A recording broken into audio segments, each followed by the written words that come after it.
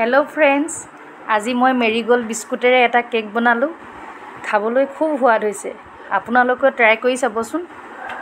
আপোনালোকৰ যদি মোৰ ভিডিওটো ভাল লাগে লাইক শেয়াৰ কমেন্ট কৰিব আৰু যদি মোৰ চেনেলত কোনোবা নতুন হয় তেন্তে সাবস্ক্ৰাইব কৰিব। আহকচোন পলম নকৰি ভিডিওটো আৰম্ভ কৰো।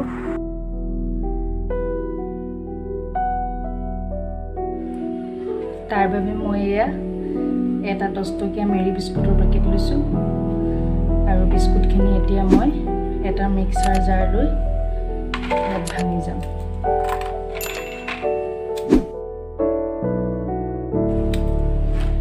এতিয়া এইখিনি মই মিক্সিত গ্ৰাইণ্ড কৰি লওঁ।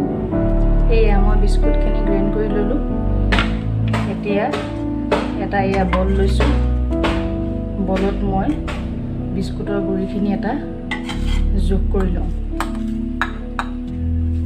মই এবাটি বিস্কুটৰ গুড়ি দিছো।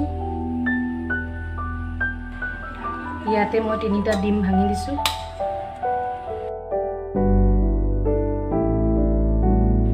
আৰু ইয়াতে মই সৰু চামুচেৰে এচামুচ বেকিং পাউডাৰ দিছো। এতিয়া এইখিনি মই ভালদৰে মিক্স কৰি লওঁ।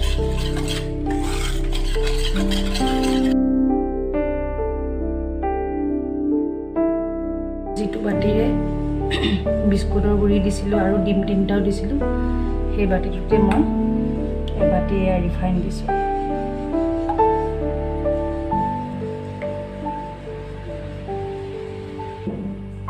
সেই একেটা বাটিত মই এবাটি চেনি দিয়া নাই কিয়নো বিস্কুটত মিঠা আছে, সেয়ে মই অলপ চেনি দিছো। এতিয়া এইখিনি ভালদৰে চেনিখিনি মিহল হোৱালৈকে মই মিলাই আছো। মিঠাটো বেলেঞ্চ হ'বৰ বাবে মই অকণমান নিমখ দিছো।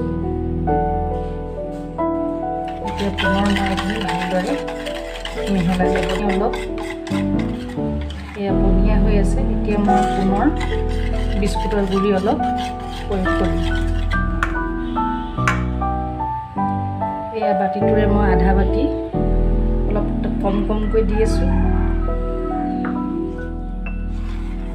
মোৰ মিশ্ৰণখিনি এতিয়া ৰেডি হৈ গ'ল। বেছি পনীয়া হ'লেও ভাল নহয় আৰু বেছি ডাঠ হ'লেও আমাৰ কেকটো ফাটি যাব। বেটাৰখিনি ইমানতে মোৰ ৰেডি হৈ গ'ল। কেকটো যিটো বাটিত মই বনাম তাত মই এখন বাটাৰ পেপাৰ পাৰি দিছো আৰু এতিয়া আমাৰ মিশ্ৰণখিনি পুনৰ মিহল কৰি মই এইখিনি ইয়াত দি দিম। এতিয়া এইটো অকণমান মই ইয়াত ঠেকিয়াই দিছোঁ যাতে ইয়াত ভিতৰত থকা এয়াৰখিনি ওলাই যায়।